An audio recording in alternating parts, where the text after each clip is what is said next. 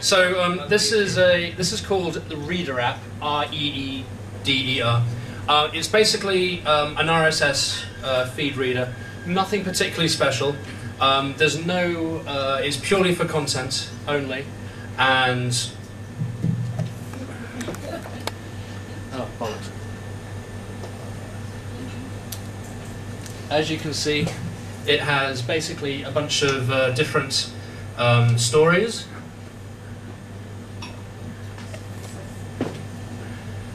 And you can basically the stories are categorized either by the feed. One says agile something something, staff picks, and daring fireball. So at the moment, yeah, go for it. Oh, that might help. Cool. Ah, yeah. The categories are predetermined. You obviously say you want a story on that particular kind of subject.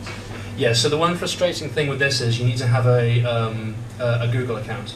This is basically from the Google Reader. Right. So when you use Reader, you have to have a Google Reader account. You populate your Google Reader account first, and then you can read it through this. So it's difficult to actually add anything elsewhere. You have to go to another computer, add it all in, and then read it on here. So it really is just truly, it's dynamic content, but in a frustrating fashion. In a non-dynamic way. Yeah, in a very non-dynamic way. I can't update the list. So, I mean, it's got a nice enough interface, and I don't use it very much. Really, you're not supposed to be giving him more ammunition. No, because the exciting one is later on, but you have to give it to Adam first. But what would be the benefit of this one? What kind of person would you have to be to find value from this? If you purely wanted to just consume information without sharing it with anybody else, it's very fast, it's very slick. It has a nice, consistent user interface with the rest of the iPad. So if you're used to using the Mail app on the iPad, this would be very, very similar in terms of, you've got a typical this one here. And you'd have to be a fan of Google. Yeah, you have to be a fan of Google. But the main thing is it's consistent across all devices. So if you log into your Google Reader, in this application, you would see exactly the same thing as everything else. You don't have to have anything special going on. Google Reader, although you have to go to a web browser to update Google Reader, it does mean that it's consistent across all devices. So there are drawbacks and there are advantages to this approach. So you, some of the things you can do, you can hook it into other services such as Readability, which allows you to do simple synchronization. You can star, I think, various stories. You can email them. You can do very basic things. It's not a particularly formidable application. Later on, when I show you Pulse and Flipboard, those are far more interactive, more like digital magazines that are much more fun to use.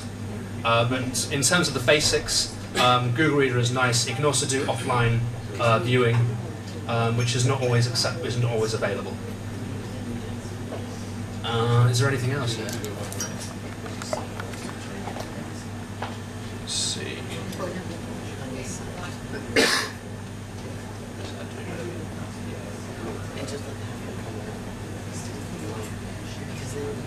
Yeah, so it provides simple caching for if you want to get onto a plane, you can say, I want all of these stories to be saved so I can get on a plane and I can read them in a leisurely manner. That's as far as it really goes. But it's an interesting enough application to look at, certainly on the likes of the iPad. And you can also get it for iPhone, I believe. Yeah. Any questions? I believe so. Let's have a look. I can't remember. Some of them aren't free. Pulse is definitely free. Reader, I think, is free. Let's have a look.